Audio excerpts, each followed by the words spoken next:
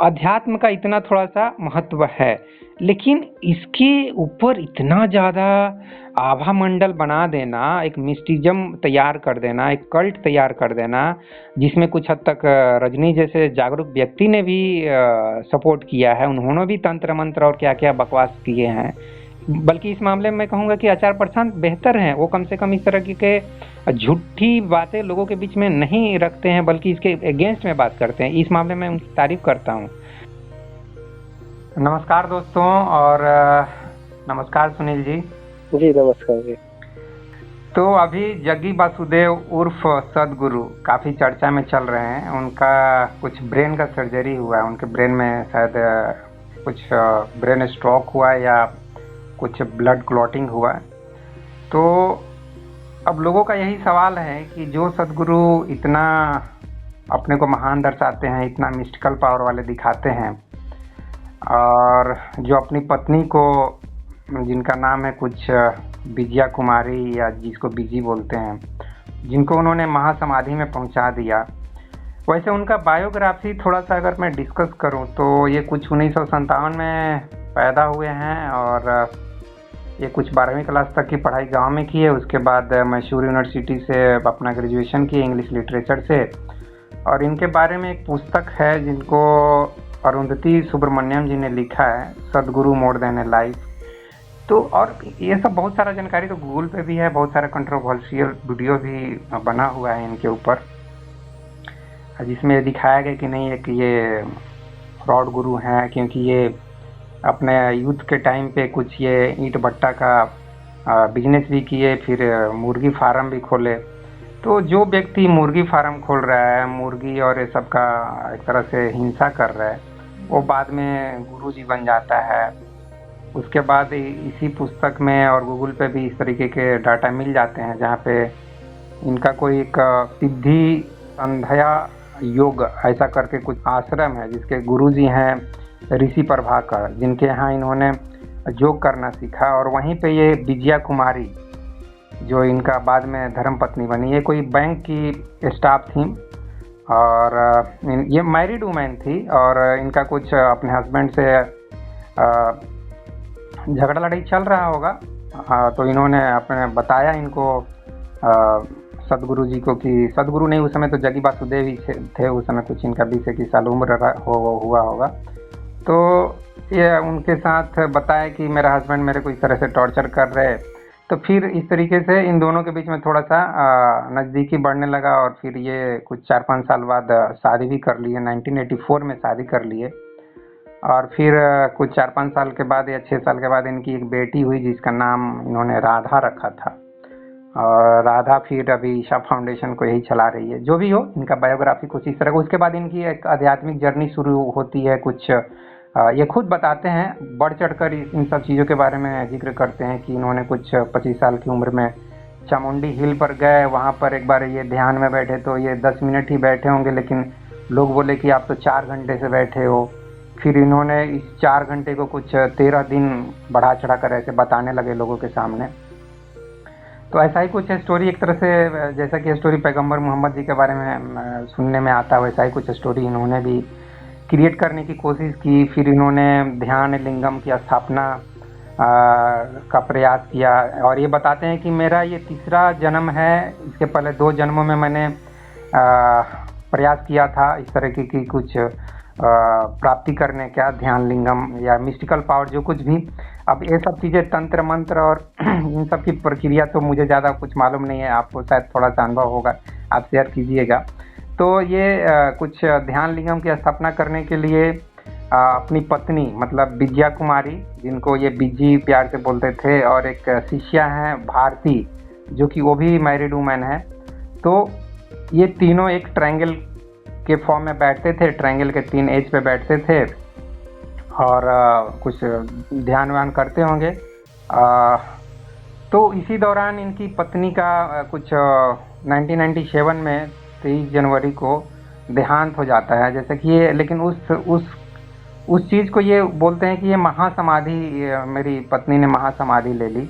अब क्वेश्चन यहीं पे लोगों का उठता है कि जब इनकी पत्नी की मृत्यु होती है, अब जिस प्रक्रिया के थ्रू ही हुआ हो, वो योगा कर रही थी, योगा करते करते उनके शरीर के प्राण निकल गए, या इन्होंने कुछ उसके साथ टॉर्चर किया कुछ, इसलिए पब्लिक ये इल्ज़ाम लगाती है कि इनको माथा में दर्द हुआ तो ये अपने हॉस्पिटल में शायद कुछ इलाज कर रहा है। ये कुछ घटना घटी महाशिवरात्रि के दिन, और डांस कर रहे थे। बताइए, मतलब गुरुजी अच्छा खासा मॉडर्न गुरु हैं, और महाशिवरात्रि के दिन डांस कर रहे थे भक्तों के साथ, और उसी समय उनको कुछ दर्द ज़्यादा होने लगा। पहले से भी हल्का फुल्का दर्द होगा, हो सकता है नॉर्मल कुछ ट्रीटमेंट ले रहे होंगे मेडिसिन, लेकिन ये दर्द धीरे धीरे बढ़ता चला गया, और इतना बढ़ते चला गया कि इनको दिल्ली के अपोलो अस्पताल में जाके ट्रीटमेंट के लिए एडमिट होना पड़ा, और वहाँ पे इनका सर्जरी हुआ। तो पब्लिक वही सवाल करना चाहती है, और मैं भी सवाल करना चाहता हूँ एक आम आदमी के नाते, कि जो गुरुजी इतने पावरफुल हैं, इतना मिस्टिकल पावर है जिनके पास, इतना नॉलेज है, जो अपनी पत्नी को महासमाधि में पहुंचा सकते हैं, और ये भी दावा करते हैं कि किसी व्यक्ति की अगर आत्मा निकल गई हो तो उसकी आत्मा को हम वापस भी ला देंगे। सवाल ये भी पैदा होता है कि अपनी पत्नी के साथ ऐसा क्यों नहीं किया, अपनी पत्नी को क्यों आनन फानन में दाह संस्कार कर दिए, जबकि महासमाधि जिसको प्राप्त होता है तो उसको कुछ समय तक जिंदा करने का प्रयास क्यों नहीं किया। मतलब यही एक सवाल होता है कि खुद अपने बचाव के लिए भागे भागे दिल्ली पहुंच गए, और अपनी पत्नी की बचाव के लिए कुछ भी नहीं किए। इनके ऊपर केस भी चला, इनके लड़की का जो पिता है उन्होंने केस किया, लेकिन उनका कुछ नहीं हुआ, क्योंकि ये काफ़ी पावरफुल तब तक इंसान बन चुके थे। और ये भी स्टोरी सुनने में आता है कि इन दोनों के बीच जो झगड़े का कारण था, ये जो इनकी शिष्या थी भारती, ये कारण बनी, क्योंकि इनका फेयर इसके साथ भी फिर हो गया। तो ये सब चीज़ें जो हुई इनके लाइफ में, और इनका एक ऐसा आभा मंडल है कि आज भी इनके जो चेला चपाटी हैं, जो शिष्य हैं, वो आज भी इनको एक अभूतपूर्व व्यक्ति के रूप में देखते हैं, भगवान के रूप में देखते हैं। जैसे कि ये अवतार हों, चमत्कारी बाबा के जैसा, जैसे कि बागेश्वर बाबा हैं, चाहे करौली बाबा हैं। वो पुराने वाले करौली बाबा की बात नहीं कर रहा हूँ, अभी एक और भी करौली बाबा छाए हुए कुछ दिनों पहले थे, अभी तो उनका नाम इतना नहीं आता है। तो इन सब चीज़ों के बारे में आप क्या कहेंगे? आपके पास थोड़ा सा धार्मिक दृष्टिकोण भी होता है, तो सुनील जी आप बताइए जो कुछ भी मैंने यहाँ पे चर्चा किया। जी जी, सभी दर्शकों को मेरा नमस्कार। क्योंकि बात ऐसा है कि दो चीज है, एक है सच और एक है उस सच के चारों ओर उस सच को खड़ा करने के लिए जो माहौल होता है वो। जी। तो एक तो यह है कि सच की एक व्यक्ति को अगर अनुभव हो गया, ज्ञान हो गया किसी चीज का, तो उस ज्ञान को वो सीधे तौर पे जैसा ज्ञान उसको प्राप्त हुआ है वैसा वो लोगों तक पहुंचाए। जैसे कि मैं थोड़ा सा रोकूं, आइंस्टीन को ज्ञान हुआ E=mc²। जी। मास को एनर्जी में कन्वर्ट किया जा सकता है, उसका एक फार्मूला दे दिए, स्पीड ऑफ लाइट का स्क्वायर से गुना कर दीजिए और एनर्जी मिल जाएगा, मास को गुना कर देना। एक सिंपल सा ज्ञान उन्होंने दे दिया। न्यूटन जी को ज्ञान हुआ ग्रेविटेशनल फोर्स का, उन्होंने ज्ञान दिया। ये बाबा लोग, गुरु लोग, आचार्य लोग क्यों इतना ड्रामा करता है? मतलब क्यों इतना आभा मंडल बनाता है कि जैसे कि उसको पता नहीं क्या मिल गया, अब मिलता कुछ नहीं है। इंडिया का जो हालत है, हिंदू धर्म की हालत जो है, 90% लोग भीख मांगे की तरह जी रहे हैं। 10% लोग जैसे भी पैसे बना लिए हैं, पूंजीपति बन गए हैं, चाहे वो क्रिकेटर बन के हों, एक्टर बन के हों, बिजनेसमैन बन के हों, चाहे जो कुछ भी करके हों, ठीक है, नेता बन के हों। तो 90% हालत हिंदुओं की इतनी बुरी है, इतनी दयनीय है, क्यों इतना आभा मंडल बना के रखे हुए? जैसे कि मतलब क्या मिल गया, कौन सा भगवान मिल गया, कौन सा तीर मार दिए? जितने भी मतलब ये गुरु और बाबा हैं, सबसे मेरा ये सवाल है, आप इनको सपोर्ट में क्या बोलेंगे, चाहे अपोज में क्या बोलना चाहते हैं? हाँ, देखिए, भारत जो है इस तरह के विचारों से बना भी है और इस तरह के विचारों से ग्रसित होकर के नष्ट भी हुआ है। बना कैसे है वो बताइए, फिर बिखरा तो हम बता दिए। जैसे कि शंकराचार्य का एक विचार है कि जगत मिथ्या है, जगत माया है, ठीक है। और वेद में जैसे कि उन्होंने इस चीज को साबित किया पूरी जिंदगी।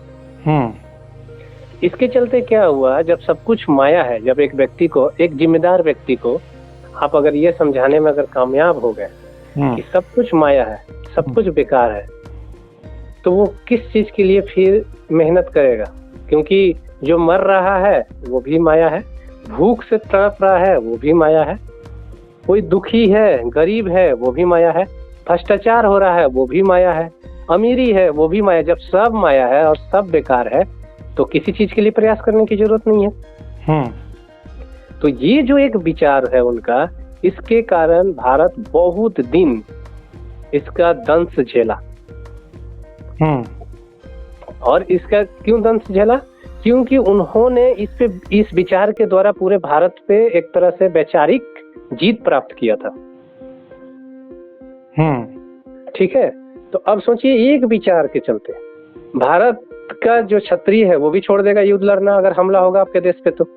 हाँ, सब कुछ माया है ना। हाँ, कि और सब कुछ माया है। धन कमाने वाला जो था, धन लाने वाला जो व्यक्ति था, वो भी धन कमाना छोड़ देगा, सब माया है।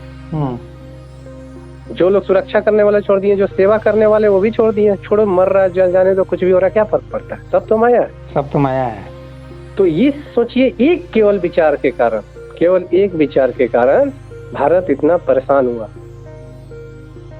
तो एक इसका एग्जाम्पल है कि इन विचारों के कारण हम बनते भी हैं और इन्हीं विचारों के कारण नष्ट भी हुए।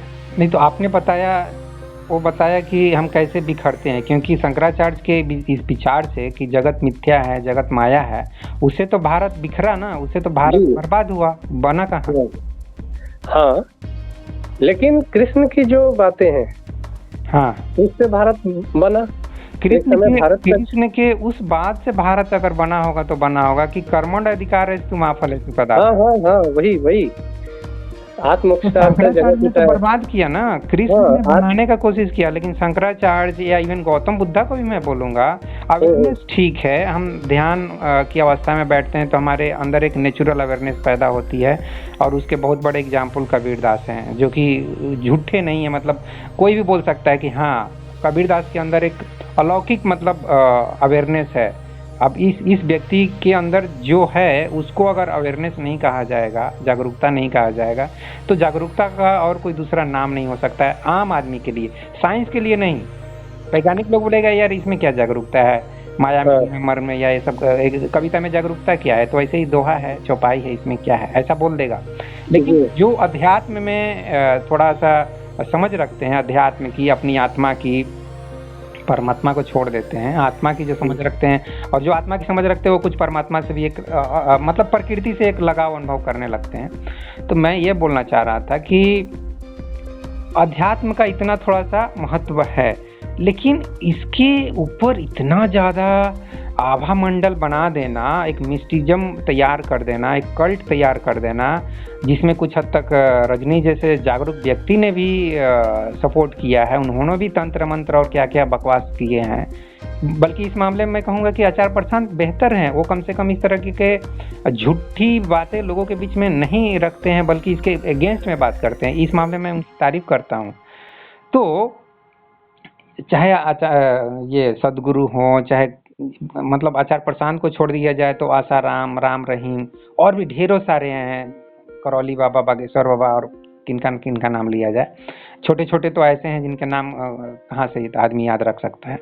तो ये सब तो मैं कहूँगा कि भारत को बर्बाद कर रहे भाई। आप क्या इस स्टेटमेंट को सपोर्ट कर रहे या नहीं कर रहे? और इनके पास कुछ ज्ञान है तो सिंपली जैसे साइंटिस्ट लोग अपना ज्ञान देता है, उसी तरीके से ये लोग भी अपना कोई किताब लिख के ज्ञान दे दे, कोई न्यूज़पेपर में अपना आर्टिकल छाप दे कि भैया देखो मेरे को ये ज्ञान प्राप्ति हुई है, इसे आप पढ़ लो। ये क्या पब्लिक को, यूथ को बैठा के फालतू में प्रवचन सुनाते रहते। इस मामले में आचार्य प्रशांत को भी मैं दोषी बोलता हूँ। क्यों ये फालतू में यार ज्ञान देना है, यूट्यूब पे वीडियो बनाओ, डाल दो, यूथ देख लेगा, बस काम खत्म करो। ये क्या आओ मेरा सत्संग करो, मेरा गीता सेशन अटेंड करो, ये सब क्या नौटंकी है? हाँ, इसके देखिए, जो हम लोगों ने बात कर रहे हैं जिस चीज पे कि एक ज्ञान है सीधे सीधे लोगों तक पहुंचा देना, हाँ, इतना तामझाम नहीं करना, वो तो अपनी जगह सही है। हाँ, लेकिन ये लेकिन धर्म का धंधा कैसे चलेगा? चक्कर तो ये है। हाँ, तो जब वो चीज रहेगा कि किसी को बहुत बारीकी से जानना है, किसी को मतलब जल्दी जानना है, किसी को संगत में रह करके जानना है, ठीक है, जैसे किसी को सत्संग में रह करके जानना है, तो वो उनके पास रह सकते हैं। लेकिन वो भी किसी को, बहुत ज्यादा लोगों को, एक जैसे कि 10 लोग 20 लोगों को लेकर के कोई यात्रा करा सकता है। 500 लोग को, 5000 लोग को आप अपने साथ रख करके यात्रा नहीं करा सकते हैं। इसकी भी, इस ज्ञान को उनको देने के लिए, क्योंकि इस पे तो पूरा कार्य करना पड़ता है। तो ये जो चीजें हैं कि इसके लिए जो इतना तामझाम हो जाता है, इतना रहस्य जो वहां चारों तरफ आ जाता है, और जब अपनी बारी आती है तो व्यक्ति हॉस्पिटल जाता है। तो ये जो चीज है, ये थोड़ा सा लोगों को समझना चाहिए। और एक चीज मैं बोलना चाहूंगा, भारत का जो चित्त हो गया है ना, हाँ। वो इसी तरह की चीजें सुनना देखना पसंद भी करता है। पसंद इसलिए करता है क्योंकि उसको शॉर्टकट में अपना स्वार्थ पूर्ति करने का उपाय चाहिए। जी, चाहे वो उसका हेल्थ इश्यूज हो, चाहे पुत्र प्राप्ति हो, चाहे नौकरी प्राप्ति हो, चाहे सुंदर बीवी या सुंदर हस्बैंड की प्राप्ति हो, या जो कुछ भी उसकी इच्छा है, बेटे की नौकरी हो, बेटी की शादी हो, 10 तरह की इच्छाएं, हस्बैंड वाइफ में झगड़ा हो रहा है, वो झगड़ा कैसे खत्म हो, मतलब इन सब चीजों से छुटकारा पाने के लिए वो पहुंच जाता है जहां तहां, मत पूछो कहां कहां। ये हाल है। आचार्य प्रशांत के पास भी उसी लिए पहुंच रहा है। मेरा जी, हस्बैंड जी, से हो रहा है, मेरा वाइफ से हो रहा है, मेरा गर्लफ्रेंड से हो रहा है, ये बताओ, उपाय बताओ, यही तो चल रहा है। हाँ। तो ये जो चीज है ना, जो लोग, भारत का जो चित्त हो गया है लोगों का, वो हो गया है कि इस कैसे भी मतलब शॉर्टकट में थोड़े समय मिल जाए, 2 रुपया दे दे, या थोड़ा सा फल चढ़ा दे, या थोड़ा सा डोनेशन दे दे, और मेरा काम हो जाए। मतलब ये डील है। ये नहीं है कि हमको मतलब कि इस चीज को समझना है और सीखना है। सीखने वाले बहुत कम है, सीखने डील करने वाले लोग सिखा ज्यादा। क्या रहे हैं, वही तो मेरा सवाल है। नहीं, सिखा क्या रहे हैं लोग, मतलब क्या है ज्ञान? वही मैंने आइंस्टीन का बोला, उन्होंने अपना एक ज्ञान दिया, न्यूटन का इन्होंने अपना एक ज्ञान दिया, हर एक साइंटिस्ट अपना एक थ्योरी दिया। जैसे कि मैंने भी एक थ्योरी दिया है, मैंने जो मॉलिक्यूल, उसको एक थ्योरी दिया है कि आत्मा को हम कैसे, माइंड को कैसे समझ सकते हैं, क्या है माइंड, क्या है सोल। तो मैंने एक प्रयास किया है कि इस तरीके से आप समझ सकते हो। मैं तो एक किताब लिख के बता दिया कि भाई ये देखो ऐसा है। ये लोग भी अपना ज्ञान देना है तो ऐसे कुछ लिख के दे दो। और चूंकि उससे भी बात नहीं बन रही है, जैसे कि मेरे साथ भी वो बात नहीं बनी, तब मैं यूट्यूब पे आया। तो यूट्यूब पे ऐसे आ जाओ, अपना ज्ञान वहाँ पे लेक्चर दे दो। जैसे कि दिव्यकीर्ति सर का एग्जाम्पल ले लो, ओझा सर का एग्जाम्पल ले लो, ये लोग अपना ज्ञान दे रहे हैं। उसी तरीके से ये लोग भी तो सिंपली अपना ज्ञान दे सकता है। इतना नौटंकी, इतना तामझाम, इतना आभा मंडल, इतना क्यों तैयार करना? नहीं, ये तामझाम तो बोले भारत का ऐसा चित्त हो गया है। जैसे मान लीजिए कि वो नहीं करेंगे, एक सिंपल सा बात बताते हैं, जितने लोग तामझाम कर रहे हैं, हाँ, वो नहीं करते हैं, चलिए, लेकिन कोई और करेगा, उसके पास ये लोग पहुंच जाएंगे, जो लोग इस तामझाम को देख करके अट्रैक्ट होते हैं। हाँ, तो जो जागरूक हैं, लाइक आचार्य प्रशांत, इनको तो कम से कम बोलना चाहिए था कि ये सब तामझाम है, इस तामझाम के लिए इतना ज्यादा कुछ भी मत करो। ये खुद भी तामझाम कर रहे हैं, ये भी ये अलग अलग अलग एंगल से तामझाम कर रहे हैं। तामझाम इनका भी वही है। भले ही ये भाषण में बोले कि मैं पर्यावरण की सुरक्षा के लिए कर रहा हूँ, मैं जीवों की हत्या को रोकने के लिए कर रहा हूँ। अरे जीवों की हत्या करने के लिए कर रहे हो तो वीडियो ही बना रहे हो ना, अपना वीडियो पे ज्ञान ही दे रहे हो ना। बाकी ये सब तामझाम क्या है? वीडियो बनाने में तो कोई ज्यादा पैसा खर्च होता है नहीं, इनके पास हमेशा पैसा की कमी ही रहती है। ये क्या है? हाँ, तो ये तो उनके हिसाब से कि उन्होंने कितना बार ये बताया भी है कि पैसे की कमी है, स्टोरेज को बरकरार रखने के लिए जरूरत है, उसके लिए डोनेशन की जरूरत है, उसके लिए हायर मतलब स्किल वाले लड़के चाहिए, उसको पेमेंट के लिए दिक्कत है। ये तो वो बताते ही रहते हैं। कौन सा स्किल? अपने भी मतलब आईआईटी का स्किल लेके बैठे हुए हैं, काम कर रहे हैं, वेदांत का भाषण सुना रहे हैं, और भी डॉक्टर और इंजीनियर को अपने साथ बुड़बक बना रहे हैं। अरे किताब का टाइपिंग करवाना है ना, कि पब्लिशर को दे दो ना, वहाँ पे वो है ना एडिटर लोग, वो लोग करेक्ट कर देगा। काहे लिए आईआईटीएन और जो नीट के डॉक्टर इंजीनियर है सबको लाइफ बर्बाद कर रहे हो ये लोग। अपना मतलब रेलवे में, बैंक में, जहाँ तहाँ काम करके देश का निर्माण करेगा, उनका लाइफ को बर्बाद किए जा रहे हैं। चलिए ठीक है, आचार्य प्रशांत का लाइफ को डिस्कस नहीं, ये मिस्टिकल पावर क्या है जो कि ये सदगुरु बेचारे खुद अपने ट्यूमर का या ब्रेन हेमरेज का पता नहीं लगा पा रहे कि मेरे को ब्रेन में क्या हो गया है, ये नॉर्मल सर दर्द है कि क्या है। और इतना लंबे वर्षों का इनके पास ध्यान लिंगम और ध्यान की और क्या क्या प्रक्रिया और तंत्र मंत्र जंत्र की इतना इनकी साधना है, अपनी पत्नी को महासमाधि में पहुंचा दिए और इसके ऊपर अपना ये प्रवचन भी देते हैं। तो ये सब चल क्या रहा है भाई साहब? देखिए, जो रहस्यवाद है, जिस चीज की हम लोग बात करते हैं, या चमत्कार जो है, हाँ, और आत्मा का जो ज्ञान है, ये दोनों का अलग अलग रूप है। एक हो गया जैसे कि कोई चीज है और उसका आवरण तैयार कर देना, तो एक ज्ञान है। और ये जो रहस्यवाद है, चाहे चमत्कार की बातें हो गई, ये सब है कि उस चीज की तरफ लोग अट्रैक्ट हो, ये बस इसी के लिए है। तो एक गलत तरीके से अट्रैक्ट करना है कोई मतलब है? अब जैसे कि आइंस्टीन साहब फार्मूला दे दें और उसके चारों तरफ बहुत हु हा करने लगे, तो उससे क्या लोग मतलब ज़्यादा अट्रैक्ट हो जाएंगे कि हाँ हमको E=mc² अच्छे से अब समझना चाहिए, इससे हमको आत्मा की प्राप्ति हो जाएगी? ऐसा तो साइंटिस्ट लोग कोई करता नहीं है। फिर इसीलिए ऐसा तो लोग बेवकूफ गुरु इसीलिए लोग तो ऐसा क्यों करते हैं? इसीलिए तो इस चीज को चेंज करने की जरूरत है, स्पिरिचुअल साइंस की तरफ ले जाने की जरूरत है स्पिरिचुअलिटी को, और ना कि उन पुराने तरीकों की तरफ जहां पर केवल माहौल बनाना हो गया, रहस्यवादी बातें हो गई, और फाइनली जब व्यक्ति वो चीजें जाता है तो फिर उसमें वो इन सब आवरणों के चलते फंसता है। और जब रियली प्रैक्टिकल में जब उन चीजों को सीखता है तो देखता है ऐसी कोई बातें नहीं है। जैसे सदगुरु को ही जो लोग अभी कर रहे हैं, वो देख रहे हैं कि ये व्यक्ति खुद अपना इलाज करा रहा है हॉस्पिटल जाके, और हमें बात बोलता है कि समाधि में जाओ और ध्यान से तुम सब कुछ ठीक कर सकते हो, तुम मर जाओगे तो मैं तुम्हें फिर से जीवित कर सकता हूँ। ये बात, और ये बात कि जब रियल में प्रैक्टिकल उनके साथ हुआ तो उन्होंने क्या प्रैक्टिकल किया, जो जेन्युइन बात है। तो इन सब चीजों से भरोसा लोगों का उठ रहा है, ऐसा नहीं है कि उठ नहीं रहा है। तो ये तो अब स्पष्ट जैसे हो गया कि ये जितने भी धर्म और अध्यात्म में बातें गुरु महात्मा इवन भगवान किए हैं, इवन श्री कृष्ण पर भी सवाल उठ जाएगा कि श्री कृष्ण भी अगर कुछ चमत्कार दिखाए हैं तो सब चमत्कार झूठे हैं। अगर वो कानी उंगली पर गोवर्धन पहाड़ उठाने की बात होती है